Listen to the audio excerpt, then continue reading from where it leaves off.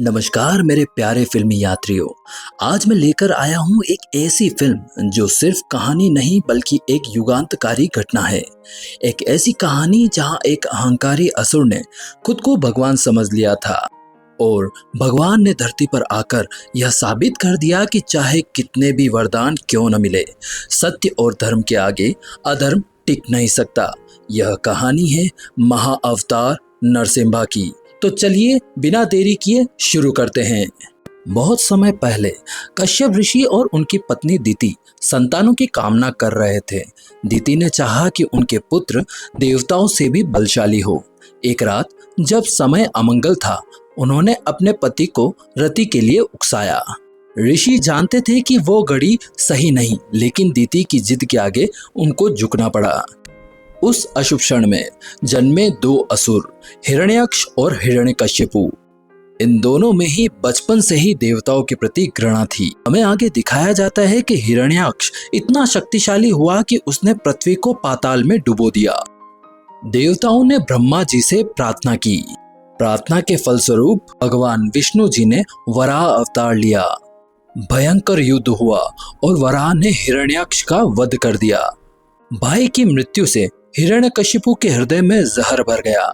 उसने कसम खाई, मैं अमर बनूंगा और विष्णु को मिटा दूंगा। हिरण्यकशिपु हिमालय पे चला गया और हजारों वर्षों तक तपस्या की, इतनी भीषण कि पूरी सृष्टि डोल उठी।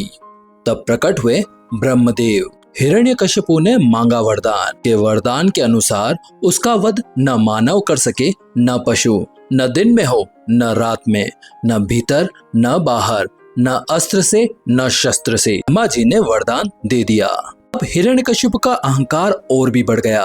उसने स्वयं को ईश्वर घोषित कर दिया। देवता भय से कांप उठे। उसी समय उनकी पत्नी कायाधु गर्भवती थी। देवताओं के राजा इंद्र ने सोचा इस गर्भ से भी असुर ही जन्मेगा और उसने कायाधु का अपहरण कर लिया। लेकिन मार्ग में प्रकट हुए नारद मुनि। उन्होंने इंद्र को रोक कर कहा, इस गर्भ में भगवान का भक्त पल रहा है। फिर नारद ने कायाधु को आश्रय दिया, उन्हें विष्णु भक्ति का उपदेश दिया। यह उपदेश सीधा गर्भ में पल रहे शिशु प्रहलाद तक पहुंचा। यही कारण है कि जन्म से पहले ही प्रहलाद भगवान विष्णु के अनन्य भक्त बन गए। समय बीतता गया। प्रहलाद बड़ा हुआ तो उसे गुरुशाला में भेजा गया, लेकिन जहां बाकी बच्चे असुर विद्या सीखते, वहां प्रहलाद बच्चों को विष्णु नाम जप सिखाते। यह खबर जब हिरण्यकशिपु तक पहुंची तो वे आग बबूला हो उठे। हिरण्यकशिपु अपने पुत्र से कहते हैं, अरे मूर्ख बालक, तू किसकी पूजा करता है? वहीं प्रहलाद बड़ी विनम्रता से अपने पिताश्री से कहता है, भगवान विष्णु की, जो सबके स्वामी हैं। यह सुनते ही हिरण्यकशिपु का क्रोध आसमान छू गया।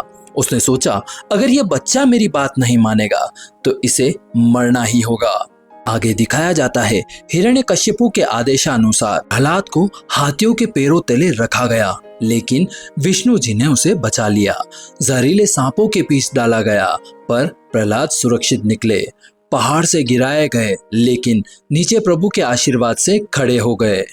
हर बार प्रहलाद का हरि नाम उन्हें बचा लेता। हिरण्यकशिपु का क्रोध और भी बढ़ गया। हार कर हिरण्यकशिपु अपनी बहन होलिका के पास गए। उसे अग्निदेव से वरदान प्राप्त था कि होलिका को आग जला नहीं सकती। वह प्रहलाद को गोद में लेकर अग्नि में बैठी, लेकिन अग्नि ने होलिका को जला दिया। प्रहलाद सुरक्षित बाहर आ गए। यही घटना आज भी होलिका दहन के रूप में मनाई जाती है। आगे दरबार का दृश्य दिखाया जाता है, जहां हिरण्यकशिपु क्रोध में प्रहलाद से पूछते हैं कि कहाँ है तेरा विष्णु, कहाँ छुपा है वो? प्रहलाद निर्भय स्वर में पिताश्री से कहते हैं, वह हर जगह है, इस खंबे में भी।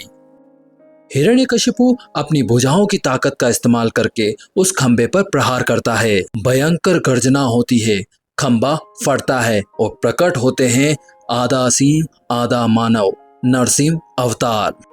उनका ये रूप देखकर सब कांप उठे। न तो वो पूरी तरह मनुष्य थे, न ही पशु। उन्होंने हिरण्यकशिपु को पकड़ लिया। दरबार के चौखट पर न अंदर न बाहर, संध्या के समय न दिन न रात, अपनी जांघ पर बिठाकर न धरती न आकाश और अपने नाखों से न अस्त्र न शस्त्र, उन्होंने हिरण्यकशिपु का वध कर दिया। विजय प्रहलाद की हुई। देवताओं ने फूलों की वर्षा की, लेकिन भगवान नरसिंह का क्रोध शांत नहीं हो रहा था। तब प्रहलाद ने भगवान के चरणों को पकड़ा।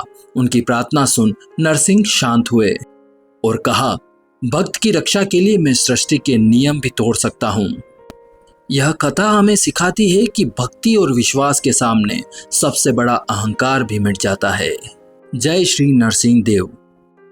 मेरे प्यारे दोस्तों, अगर आपको इस मूवी का एक्सप्लेनेशन अच्छा लगा हो तो सब्सक्राइब करना ना भूलें, क्योंकि आपका एक एक सब्सक्राइब मुझे उत्साहित करेगा आपके लिए इसी प्रकार नए नए मूवीज के एक्सप्लेनेशन लाने के लिए। अगली किस मूवी पर एक्सप्लेनेशन दी जाए, प्लीज कमेंट बॉक्स में बताएं।